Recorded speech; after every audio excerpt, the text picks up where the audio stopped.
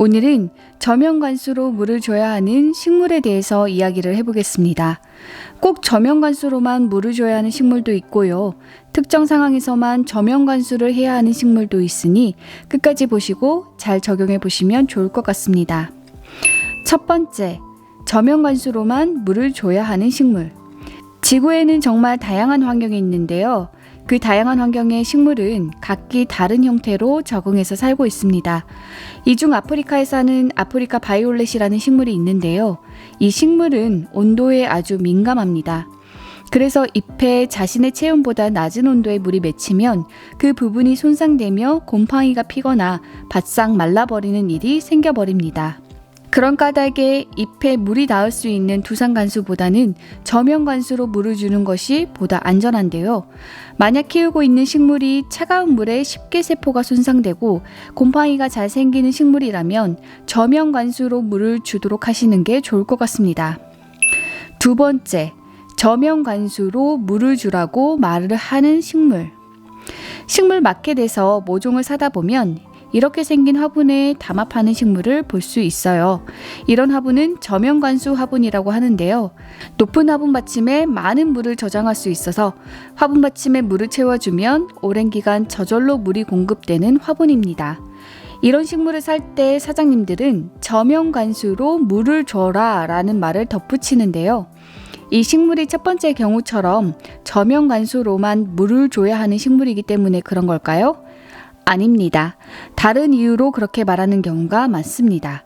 슈가바인, 담쟁이 덩굴, 산호수, 천냥금, 보로니아 피나타. 이 식물들의 공통점은 잎 뒷면에 동글동글 당액이 맺힌다는 것입니다. 이 당액은 말 그대로 포도당이 포함된 액체입니다. 이 액체는 주로 온도가 올라가는 봄부터 여름 사이에 많이 생기게 되는데요. 이 당액이 생기는 이유를 과학자들은 천적으로부터 자신을 보호하기 위함이라고 말하기도 합니다. 벚나무나 작약 같은 식물은 꽃을 아주 중요하게 생각하는데요. 문제는 이 꽃이 피는 봄날은 겨울 내 굶주림에 시달린 해충들의 공격이 가장 무지막지한 시기라는 것입니다.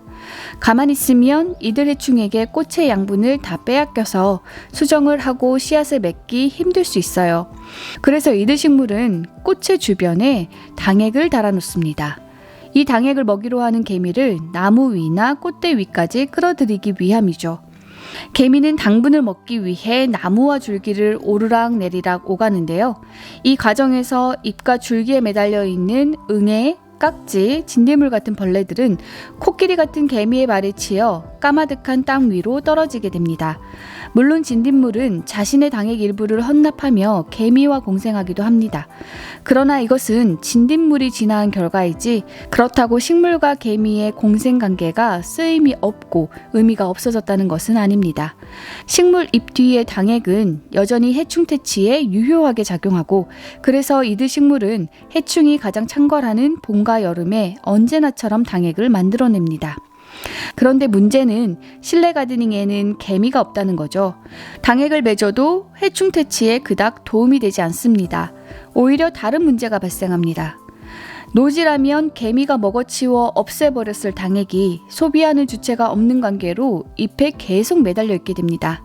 여기에 두상간수나 공중분무를 통해 습기가 보충되면 이 당액은 물과 만나 미생물의 좋은 먹잇감이 됩니다. TMI지만 당액이 꼭 물을 만나야 미생물이 발생하고 당액 그 자체로는 미생물이 생기지 않는 이유는 꿀이 썩지 않는 이유와 동일합니다. 꿀은 고농도의 당액이기 때문에 미생물과 접촉하면 삼투연생이 발생하여 미생물 몸속에 있는 수분이 꿀로 이동하면서 미생물이 말라 죽게 됩니다.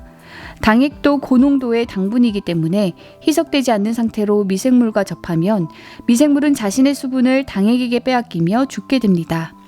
하지만 당액이 수분을 만나면 농도가 낮아지며 미생물이 자신의 수분을 빼앗기지 않고도 당액을 섭취하는 것이 가능해집니다. 자, 다시 본론으로 들어와서 당액을 맺는 식물에게 물을 뿌리면 그 물로 인해 잎 뒷면에 맺힌 당액이 미생물의 먹이가 되고 그로 인해 곰팡이가 필 수도 있습니다. 산호수나 천냥금을 1년 이상 키우다 보면 아래에 있는 잎의 뒷면엔 곰팡이가 생겨서 잎이 마르고 떨어지는 것을 발견하게 돼요. 보로니아 피나타는 여름 장마 기간에 잎이 까맣게 변하기도 합니다. 곰팡이는 식물이 건강할 때는 크게 영향을 미치지 않지만 식물의 컨디션이 떨어지거나 곰팡이의 비중이 커지게 되면 건강한 세포에게도 영향을 주게 됩니다. 위에서 열거한 식물들이 봄에는 잘 자라다가 여름 장마철에는 갑자기 병들고 죽는 이유도 이 기간 강압성을 못하면서 컨디션이 나빠지고 여기에 높은 습도로 인한 곰팡이 창궐로 2차 피해를 입으면서 그로 인해 사망하는 일이 많기 때문이에요.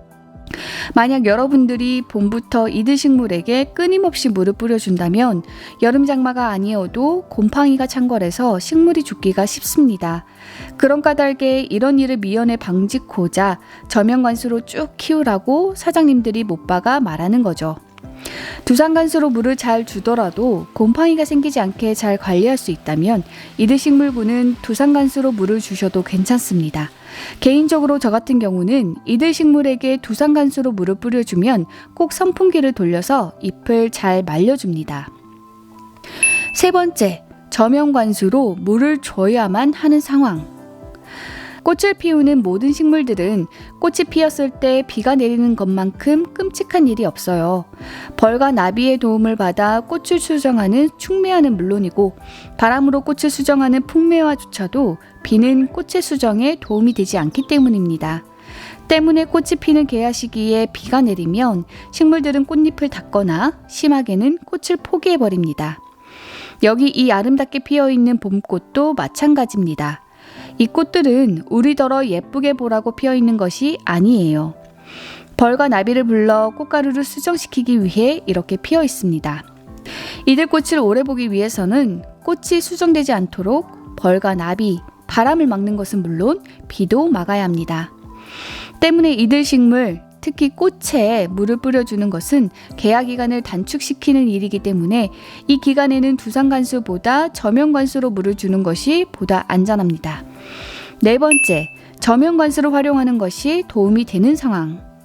이 경우는 두상관수로 물을 주어도 괜찮지만 저면관수로 물을 주면 보다 도움이 되는 상황을 말합니다.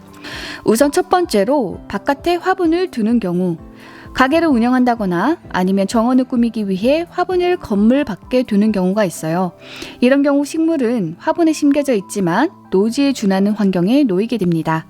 실내와는 비교도 되지 않는 햇빛과 통풍을 경험하면서 화분의 물은 매우 빠르게 마르기 시작합니다. 이때 물때를 놓치면 식물은 금방 말라 죽게 돼요. 이때 저면관수 화분에 담아놓게 되면 물 주는 텀이 길어지게 되면서 식물에 쏟는 수고를 아낄 수 있게 됩니다. 두 번째는 장기간 집을 비울 때입니다. 저도 이번에 한 달을 집을 비웠는데요.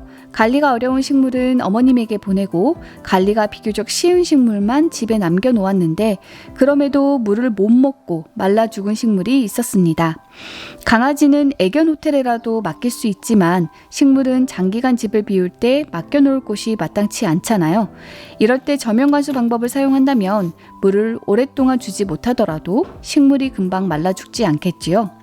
추가적으로 팁을 드린다면 장기간 집을 비울 때 식물을 그늘로 옮기거나 커튼을 쳐서 빛을 막아준다면 광합성과 증산작용을 줄여서 보다 오랫동안 식물에게 물을 주지 않아도 안전해질 겁니다. 마지막으로 이런 저면관수에 좋은 화분이 있어 소개해드리려고 합니다. 올리 저면관수 화분은 흡수심지로 식물이 원하는 만큼의 물을 흡수하기 때문에 물을 많이 필요로 하는 개화기의 식물부터 물을 조금 필요로 하는 아열대 기후 간엽식물까지 폭 넓게 과습과 건조 걱정 없이 키울 수 있습니다. 거기에 1.5리터에서 3.5리터에 이르는 대형 물통은 물 주는 텀을 길게 하여 장기간 집을 비워도 끄덕없게 하고요. 센서를 통해 물이 부족할 때마다 알려주기 때문에 일이 바빠 물 주는 것을 잊은 식집사부터 물 주는 시기를 알기 어려운 회사 막둥이 사원까지 누구나 손쉽게 물을 챙겨줄 수가 있습니다. 물만 채워 놓으면 저절로 물을 공급해 주기 때문에 이제는 일일이 흙을 파서 물 줄 타이밍을 잡을 필요도 없어요. 그렇기 때문에 이젠 흙 위에 맘 편히 마감도를 올리셔도 됩니다. 미간이 더욱 업그레이드 되겠죠. 추가로 저면관수에서는 흙 표면이 항상 보송보송한 상태로 유지되기 때문에 촉촉한 흙에 알을 낳는 습성을 가진 뿌리파리가 알을 낳으려 하지 않아서 뿌리파리 예방에도 도움이 된답니다.